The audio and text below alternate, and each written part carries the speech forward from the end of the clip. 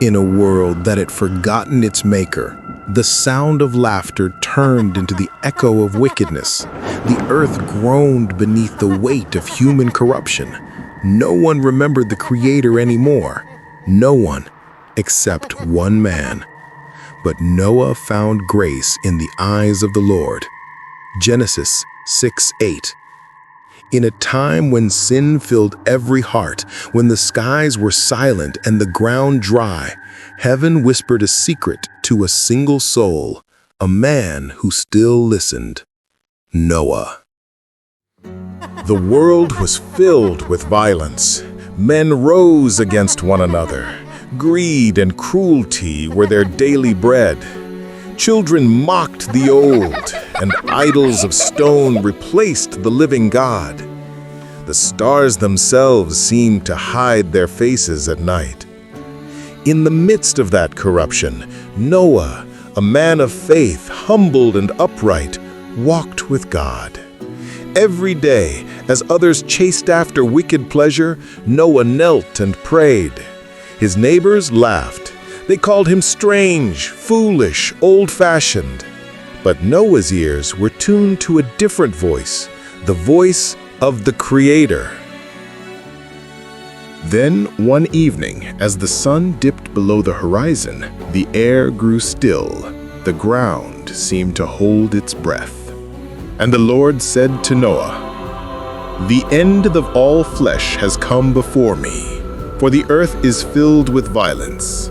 Make yourself an ark of gopher wood." Noah trembled at the voice of God. An ark? A giant boat? On dry land? The people would laugh. He knew they would. But Noah obeyed anyway. He rose early the next morning, took his tools, and began to cut the first tree. With every strike of his hammer, he built not just a boat, but a testimony of faith. For years, Noah worked. The sound of hammer and saw echoed across the hills, and people came to watch and mock. "Old Noah," they sneered. "What rain are you talking about? The sky has been clear for generations." But Noah kept building. His sons, Shem, Ham, and Japheth, stood by him, cutting wood, shaping beams, following every command God gave. And while he built, Noah preached. He warned them, "Turn back to God. A flood is coming, a great flood that will cover the whole earth." But the people only laughed louder. They turned away, shaking their heads, and went back to their sins. Years passed. The ark grew, long and wide, towering like a mountain of wood. Inside, Noah made rooms for every kind of creature.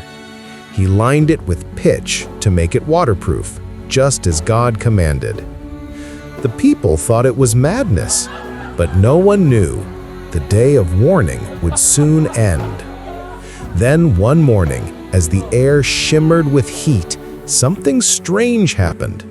From the forests, animals began to appear. Lions and lambs walked side by side. Birds circled in the sky. Elephants trumpeted as they came in pairs. Noah's sons watched, amazed. "Father," Shem whispered, "they're coming by themselves." Noah nodded slowly. The Lord is gathering his creation. When the last animal entered, Noah looked up at the sky. It was silent, too silent. The people had stopped laughing. Some watched from afar, uneasy. Noah called out one last time, "Come! There is still room! Turn back before it's too late!" But no one moved. Then, as Noah and his family entered the ark, the massive door began to close, not by human hands, but by the invisible hand of God Himself. And the Lord shut him in. Genesis 7:16. A stillness hung in the air. Then a drop of rain. Another and another. People lifted their faces to the sky, laughing at first, until the wind began to howl. Dark clouds rolled like mountains in the heavens. Thunder cracked. Lightning split the skies. Rain fell in sheets, hammering the earth. Streams turned to rivers. Rivers turned to seas. Water rose from the deep, bursting through the ground. Men and women screamed, running to the ark, pounding on its sides. But it was too late. The time of mercy had ended.